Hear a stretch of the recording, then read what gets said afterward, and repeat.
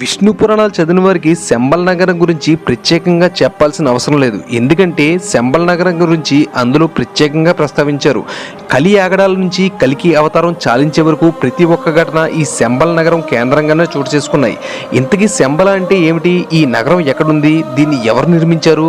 విష్ణు పురాణాలకు ఈ నగరానికి సంబంధం ఏమిటి? హిట్లర్ ఈ నగరం మీద ఎందుకు మనసు పడ్డాడు? శంబల నగరాన్ని చూసిన వ్యక్తులెవరు? అక్కడ ఉన్న వింతలు విశేషాలు ఏమిటో ఇప్పుడు తెలుసుకుందాం. ఈ టాపిక్లోకి వెళ్ళాలంటే ముందుగా మనం ఒకసారి విష్ణు పురాణంలోని కలి ప్రభావం, కల్కి అవతారాల గురించి తెలుసుకోవాలి.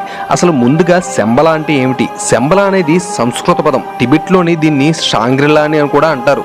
హైందవ పురాణాల్లో దీన్ని సిద్ధశ్రమంగా పిలిచేవారు. ఈ ప్రాంతాన్ని భూలోక త్రివిష్టమం అని కూడా పిలుస్తారు. త్రివిష్టం అంటే సంస్కృతంలో స్వర్గం. శంబలలో కూడా దేవతలు తిరుగుతారనే ఉద్దేశంతో దీన్ని భూలోక త్రివిష్టపం అని పిలిచేవారు. ఆ పేరే ఇప్పుడు అనేక రకాలుగా మార్పు చెంది టిబెట్గా మారింది. Wait for part 3.